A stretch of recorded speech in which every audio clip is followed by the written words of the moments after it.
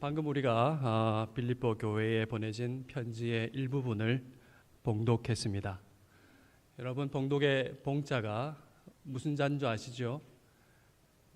받들 봉자, 우리가 교회가 있는 봉천의 봉자와 같은 봉자입니다. 참 좋은 이름 같아요. 성경을 받들어 읽는다는 것이 성경 봉독이죠. 우리가 성경을 이렇게 받들어 읽으면, 마음을 다해서 성령을 의지해서 읽으면 어떻게 될까요? 오늘 마치 하나님께서 우리에게 편지를 하시는 것처럼 하나님의 뜻을 깨달아 알 수 있을 것입니다. 오늘도 이 은혜가 우리에게 있기를 기도합니다. 본문을 보니까 우리가 금세 알아차릴 만한 것이 보입니다. 뭐냐면 사도 바울이 굉장히 세게 말하고 있다는 것이죠. 그러고 보니까 당장 눈에 들어오는 강력한 단어가 있습니다. 그렇죠? 2절에 보니까 개들, 굉장히 셉니다. 행악하는 자들, 몸을 상해하는 일과 같은 단어입니다. 우리말 성경에는 그 뉘앙스가 다 기록되지 못하고 느껴지지 못하지만은 이 짧은 본문에 여러 가지 수사법이 담겨져 있습니다. 반복이 있고 강조가 있고 또 워드 플레이가 있습니다. 언어 유희라고 하죠. 그리고 약간의 조롱과 풍자도 담겨 있습니다. 그 중에 두 가지 정도 예를 들면 좋을 것 같아요. 그래서 첫 번째 예는 삼가라는 명령입니다. 이 삼가라는 명령을 바울이 강조해서 3번이나 반복 사용하고 있습니다. 우리말 성경에는 잘 표현되지 못했지만은 사실 2절은 이렇게 읽는 것이 더 좋습니다. 삼가라 개들을, 삼가라 행악하는 자들을, 삼가라 몸을 상해하는 이를. 어떤가요? 굉장히 강렬하죠. 당장이라도 삼가지 않으면 안 될 것 같습니다. 그리고 두 번째 예는 워드 플레이입니다. 언어 유희라는 것이죠. 언어 유희라는 것은 발음이 비슷한 말, 그리고 동음 이어를 사용해서 어떤 말을 재미있게 꾸미는 것을 말하죠. 제가 이해하기 쉽도록 예를 한번 들어보겠습니다. 예를 들면 유명한 동화 헨젤과 그레텔 아시죠? 그걸 워드 플레이 하면 헨젤과 그레텔 이렇게 되죠. 그리고 반지의 제왕 다 아시죠? 그거는 반지하의 제왕 이런 식입니다. 오늘 본문에서 언어 유희에 해당하는 단어가 바로 3절에 나와 있는 우리가 곧 할례파라 할 때 이 할례라는 단어인 페리토메라는 단어입니다. 그리고 2절에 나와 있는 몸을 상해하는 일로 번역된 카타토메입니다. 발음이 비슷하지요. 여러분, 바울이 왜 이렇게 언어 유희를 사용하고 있을까요? 왜 할례를 바울은 카타토메로 고쳐 말하고 있을까요? 카타토메라는 단어는 절단이란 뜻입니다. 신체 손상을 뜻하는 단어입니다. 바울이 그들의 거짓된 주장의 핵심부를 공격하고 그것을 정면으로 비튼 것이지요. 그들이 큰 자랑으로 삼고 있는 할례를 쓸데없이 몸을 상해한 신체 손상으로 취급한 것입니다. 바울이 이렇게 세게 말하는 이유가 뭘까요? 개, 행악자, 몸을 상해하는 사람들, 이렇게 강력한 3가지 단어로 지칭되는 이 사람들은 누구일까요? 이들은 교회에서 거짓된 가르침으로 복음을 변질시키는 사람들, 유대인들이었습니다. 바울이 이렇게 세게 말해야 했던 이유는 그들이 교회와 복음을 변질시키고 더럽히고 있었기 때문입니다. 그러면 이들이 어떻게 복음과 교회를 더럽히고 있었는가 생각해 봐야 되겠죠. 이들의 주장이 이렇습니다. 예수 그리스도를 믿어야 하지만 그것만으로는 구원받는 하나님의 백성이 될 수 없다는 것입니다. 자기들처럼 율법을 잘 준수하고 자기들처럼 할례를 받아야 한다는 것입니다. 금식하고 절기를 때에 따라 지키는 등의 그런 것을 통해서 할례를 받고 그렇게 율법을 지켜야 한다는 것입니다. 여러분, 이 말이 어떻게 들리시나요? 이 말은 예수님을 잘 믿으십시오. 거기에 대해서 율법이 요구하는 의로움을 잘 지키십시오. 그러면 금상첨화입니다 라는 식으로 말하는 것이 아닙니다. 이 말은 예수님을 믿는 믿음만으로는 구원받기에 충분하지 않다는 것입니다. 그러면 한번 생각해 봅시다. 그들의 말이 맞다고 한다면 예수님이 하신 일은 과연 무엇일까요? 그들의 말대로라면 예수님은 어디쯤인지 모르겠지만은 구원의 반쯤을 이루시기 위해서 십자가에 달리시고 부활하신 것이 되고 맙니다. 결국 구원은 율법을 지키는 사람의 행위로 완성된다는 것입니다. 사도 바울이 이 말을 듣고 가만히 있을 수 없었겠지요. 그래서 같은 대상을 향해서 말하는 그들을 향해서 엄중히 경고했습니다. 갈라디아서 본문에 나와 있습니다. 갈라디아서 1장 8절 말씀이죠. 우리가 너희에게 전한 복음 외에 다른 복음을 전하면 저주를 받을지어다. 만일 의롭게 되는 것이 율법으로 말미암으면 23절입니다. 그리스도께서 헛되이 죽으셨느니라. 바로 당신들이 그리스도께서 헛되이 죽으신 것으로 만들고 있다고 크게 꾸짖었습니다. 그리고 가르침을 받고 거짓된 것으로 듣고 흔들리는 사람들을 향해서 이렇게 말했습니다. 갈라디아 3장 3절 말씀입니다. 너희가 이같이 어리석으냐?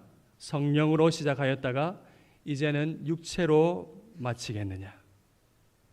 그 다음 너희에게 성령을 주시고 너희 가운데서 능력을 행하시는 이의 일이 율법의 행위에서냐 듣고 믿음에서냐 이렇게 책망했습니다.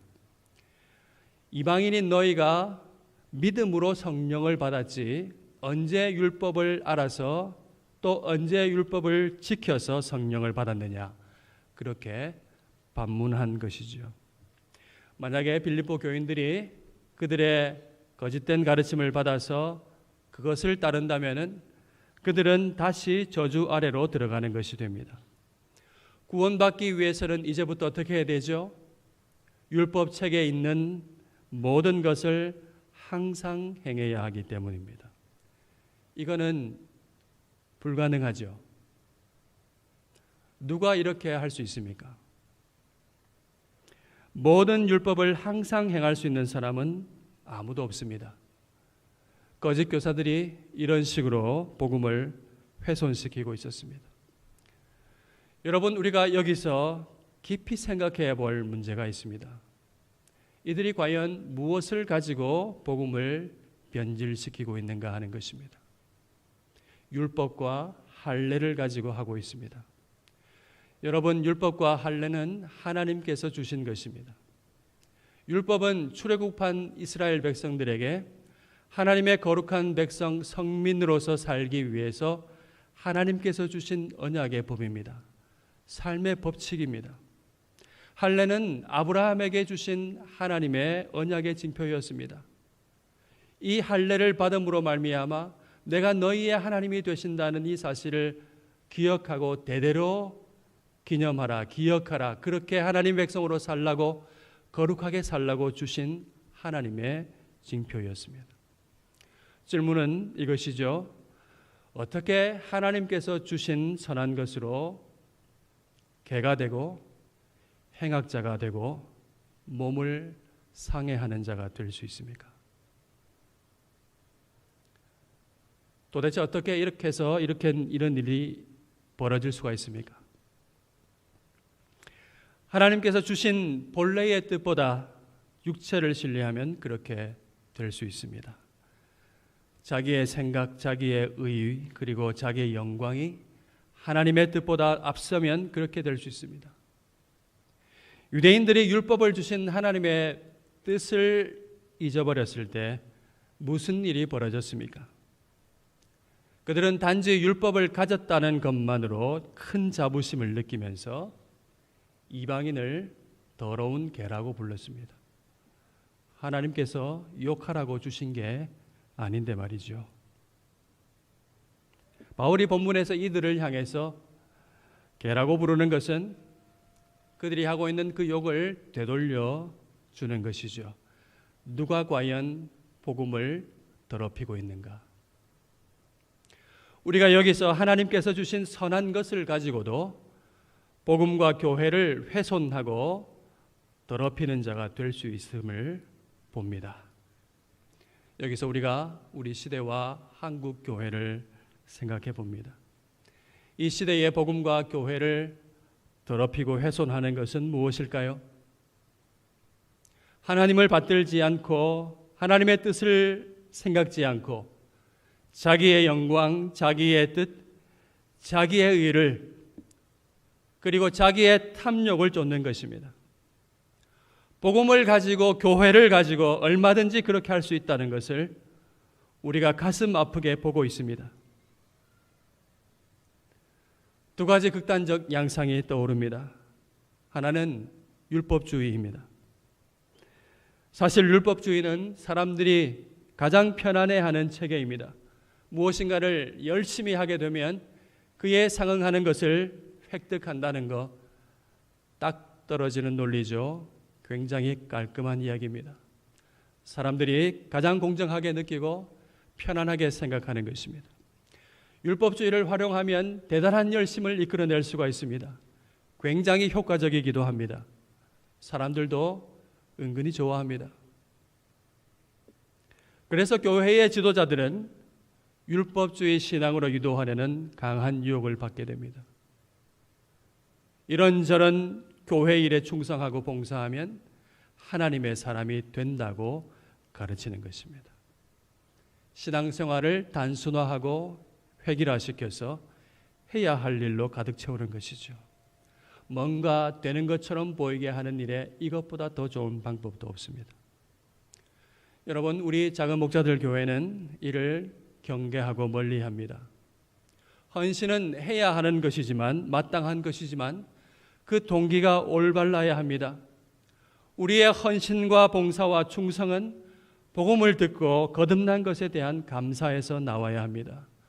하나님의 은혜에 대한 감사와 말씀에 대한 순종으로 나와야 하는 것입니다. 그리고 두 번째 극단은 하나님은 사랑이시라라는 말씀으로 성경의 전부를 여기는 것입니다. 놀랍죠? 하나님의 말씀입니다. 이것도. 하나님은 사랑이시기에 하나님은 내가 하는 모든 것을 다 이해하시고 공감해 주셔야 합니다. 내가 뭘 하든지 설령 어떤 일을 할지라도 잘못된 것을 할지라도 실패가 없으시고 나를 지극히 사랑하시는 하나님은 어째도 나를 위해서 선을 이루어내셔야 합니다. 죄를 미워하시며 죄에 대해서 진노하시는 공의의 하나님은 뇌리에서 삭제되어 있습니다.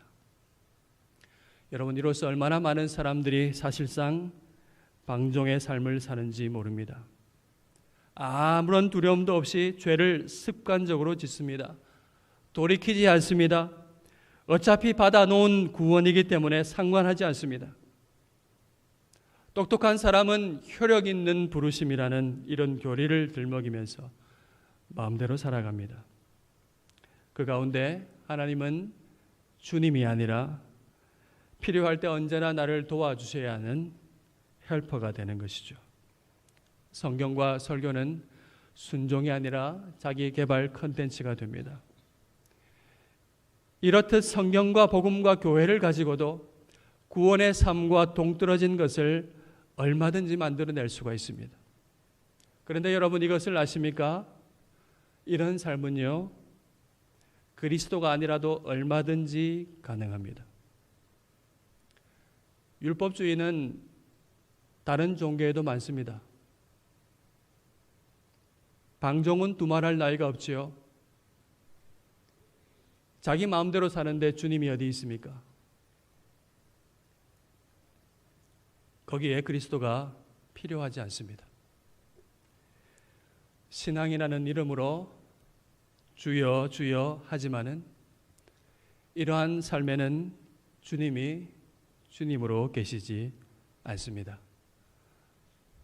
사도 바울이 다른 복음을 전하는 자는 저주를 받을지어다 그렇게 말했는데 오늘날 이런 것이 아닌가 생각을 합니다. 여러분, 우리가 복음을 바르게 알아야 합니다. 그러면 무엇이 바른 복음입니까? 십자가에 달리신 그리스도가 복음입니다. 그리스도의 십자가는 죄에 진노하시는 하나님의 공의와 죄인을 용서하시는 사랑이 만나는 곳입니다. 예수님은 하나님의 사랑과 공의를 만족시키기 위하여 자신을 우리에게 주셨습니다. 인간은 아무리 몸부림쳐도 죄를 벗어날 수가 없습니다. 다시 말하면 인간은 율법이 요구하는 의로움을 도저히 이룰 수 없다는 것입니다. 인간은 죄를 미워하시는 공의의 하나님의 진노를 받을 수밖에 없고 영원한 형벌을 피할 수가 없습니다. 예수님은 이런 우리를 해방하시기 위하여 십자가에 달리셨습니다. 우리가 받아야 할 진노를 대신 받으시고 우리가 죽어야 할 영원한 죽음을 대신 죽으셨습니다. 그리고 우리를 위하여 부활하셨습니다. 그리하여 죄인의 영원한 운명인 죽음의 권세를 깨뜨리셨습니다. 누구든지 예수 그리스도를 믿고 자신의 주님으로 영접하는 사람은 하나님의 자녀가 됩니다. 영생을 얻고 성령을 받습니다. 성령으로 하나님을 아버지라고 부르면서 하나님과 교제하게 됩니다. 하나님 나라에 살게 되는 것입니다. 여러분, 이것이 복음의 기쁜 소식입니다. 여러분, 복음의 말씀을 한 번 더 들어보십시오. 로마서 8장 1절 14절 말씀입니다. 참 길지요? 그래도 한번 천천히 읽어보겠습니다. 그러므로 이제 그리스도 예수 안에 있는 자에게는 결코 정죄함이 없나니. 아멘. 이는 그리스도 예수 안에 있는 생명의 성령의 법이 죄와 사망의 법에서 너를 해방하였음이라.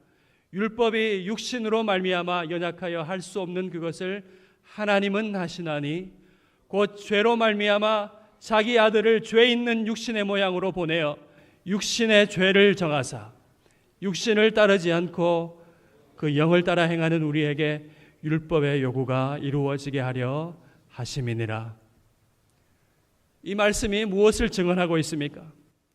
우리가 연약하여 도저히 할 수 없기 때문에 하나님께서 하셨다고 말씀하고 있습니다. 우리의 죄 때문에 자기의 아들을 죄 있는 육신의 모양으로 보내시고 아들에게 죄를 정하시고 십자가에 매달리게 하셨다고 말씀합니다. 그리하여 어떤 결과가 나타났습니까? 그것이 4절이지요. 아들을 믿는 자에게 성령을 어김없이 주시고 성령을 따라 행하도록 하시며 그 사람을 통하여 율법의 의로운 요구가 이루어지게 하신다고 말씀합니다. 정죄함이 없는 자유 속에서 성령을 따라서 율법이 요구하는 거룩함을 하나님께서 이루어가게 하신다고 말씀합니다. 여러분 잘 들어보십시오. 이 말씀에 의하면 자기 마음대로 사는 방종이 들어설 여지가 전혀 없습니다. 성령으로 거룩하게 살도록 인도하시지 않습니까? 마음에 주님께서 계시면 도저히 그럴 수 없습니다. 또한 이 말씀에 의하면 율법주의가 반복음적인 것을 알 수 있습니다. 우리가 율법을 다 지킬 수 없기 때문에 우리 자신이 결코 의가 될 수 없기 때문에 하나님께서 하셨다고 말씀하고 있습니다. 예수님을 보내시고 우리 죄를 담당하게 하셨습니다. 그러니까 율법주의는 뭡니까? 우리가 못해서 도저히 할 수 없어서 하나님께서 해주신 은혜를 무시하고 자기가 하려는 것입니다. 율법의 감옥에서 해방시켜 주셨는데 다시 제 발로 그곳으로 들어가는 것입니다. 그리스도의 십자가를 헛되이 만드는 것입니다. 또한 이 복음의 말씀을 들어보십시오. 로마서 1장 17절 말씀입니다. 같이 읽겠습니다. 복음에는 하나님의 의가 나타나서 믿음으로 믿음에 이르게 하나니 기록된 바 오직 의인은 믿음으로 말미암아 살리라. 복음에는 하나님의 의가 나타나 있습니다. 십자가에 달리신 그리스도에게 하나님의 의가 드러나 있습니다. 우리가 예수님을 믿으면 죄 없으신 예수님의 의가 우리의 의가 됩니다. 하나님은 우리 안에 있는 그 의를 보시고 우리를 의롭게 여겨주십니다. 그래서 우리는 하나님 앞에 나아갈 수가 있습니다. 믿음으로 우리 안에 있게 된 예수님의 의는 하나님과 만날 수 있게 합니다. 그래서 우리가 하나님 앞에 나아가서 하나님과 교제할 수 있는 사람이 되었습니다. 사랑하는 여러분, 이 복음의 기쁜 소식을 여러분의 것으로 확실히 붙잡을 수 있기를 바랍니다. 이러한 의를 깨달은 한 사람이 본문에 나오죠. 바울입니다. 바울의 고백이 있습니다. 바울은 자기 자신을 히브리인의 중에 히브리인이요 명문 베냐민 지파이며 율법으로는 둘째가라면서러운 바리새인이라고 말씀했습니다. 그는 유대교의 최고 엘리트 중에 한 사람이었습니다. 우리식으로 하자면 자랑할 만한 최고의 스펙을 가진 사람이었습니다. 바울은 율법을 훼손하는 것처럼 보이는 그리스도인을 차마 눈뜨고 볼 수가 없어서 교회를 하려고 열심히 박해했던 열정적인 사람이었습니다. 그런 바울이 그날도 교회를 박해하기 위해서 다메섹으로 가는 도중에 부활하신 그리스도를 만났습니다. 거기서 복음을 깨달았습니다. 복음에 나타나 있는 하나님의 의를 깨달았습니다. 바울은 그리스도의 십자가와 부활에 나타난 하나님의 의를 깨닫고 삶이 바뀌었습니다. 어떻게 바뀌었습니까? 전에 유익하게 생각했고 자랑할 만한 모든 것을 이제 해로 여깁니다. 배설물로 여깁니다. 그리스도를 만나자 그의 가치 체계가 전복되었습니다. 가장 귀하게 여겼던 그 가치가 가장 역겹게 느껴지고 가장 경멸했던 가치가 최고의 가치가 되었습니다. 자기가 붙잡고 있는 것이 결코 하나님 앞에 세우지 못한다는 것을 깨달은 것이죠. 자기가 붙잡고 있는 그것이 결코 생명을 주지 못함을 안 것이지요. 오직 그리스도만이 하나님 앞에 서게 하는 의로움인 것을, 생명인 것을 깨달은 것입니다. 여러분, 이 사실을 여러분도 확신할 수 있기를 바랍니다. 성령께서 온전히 깨닫게 하시기를 기도합니다. 여러분, 우리가 다른 것이 다 있다 할지라도 그리스도가 없다면 아무것도 없는 것입니다. 우리가 이것도 저것도 없고 아무것도 가진 것이 없다 할지라도 그리스도가 우리에게 있다면 우리는 모든 것을 다 얻었습니다. 이것을 아는 사람, 이 가치를 아는 사람이 바로 그리스도인입니다. 그리스도인은 밭에 감추인 보화를 발견한 사람과 같습니다. 발견한 사람, 정말 발견한 사람, 어떻게 하죠? 조금도 망설이지 않고 즉시로 자기 자신의 모든 것을 다 팔아서 그 밭을 삽니다. 사람들은 미쳤다고 하지만은 기쁘게 그렇게 합니다. 모든 것을 쏟아부어서 그 볼품없어 보이는 밭대기를 삽니다. 왜 그렇습니까? 그곳에 가장 귀한 것이 있기 때문입니다. 신앙생활은 그리스도께서 나의 생명이라고 고백하며 사는 것입니다. 주님이 내 모든 것이라고 고백하며 사는 삶입니다. 여러분, 이것이 정상적인 기독교의 모습입니다. 여러분, 그리스도께서 우리를 위하여 이루신 것을 보십시오. 구원에 관하여 내가 이룬 것은 아무것도 없습니다. 죄와 허물로 죽었던 우리를 하나님께서 살리셨습니다. 신앙생활은 십자가에서 다 이루었다 하신 주님을 기뻐하며 감사하며 사는 삶입니다. 구원의 주 예수님을 닮기를 열망하면서 구별되게 사는 삶입니다. 교우 여러분, 우리가 힘써 행동하는 것은 하나님께로부터 좋은 것을 받아내기 위해서 애쓰는 노력이 아닙니다. 하나님은 이미 가장 좋은 것, 가장 고귀한 것을 우리에게 주셨습니다. 예수 그리스도이십니다. 하나님은 그 가장 귀한 그리스도를 우리에게 주시고 우리에게서 가장 귀한 것을 보시기 원하십니다. 예수 그리스도를 나의 주님으로 고백하는 우리 마음을 보기 원하십니다. 사랑하는 여러분, 우리의 행위의 본디 자리가, 우리의 행위가 나와야 하는 자리가 바로 여기입니다. 나의 모든 것 되신 주님으로 고백하는 그 마음입니다. 이때 하나님께서 주님을 사랑하는 마음으로 행하는 선행을 기뻐하시며 받아주십니다. 이때 이 받아주심은 우리의 선행이 완전하기 때문에 그렇지 않습니다. 우리의 선행이 완전하기 때문에 받아주시는 것이 아닙니다. 아무리 아름다운 선행일지라도 그곳에는 하나님이 받으실 수 없는 불순한 것이 섞여 있습니다. 하나님께서 비록 불순한 것이 있다 할지라도 하나님은 우리의 행위를, 믿음의 행동을 흠없고 순전한 것으로 받아주십니다.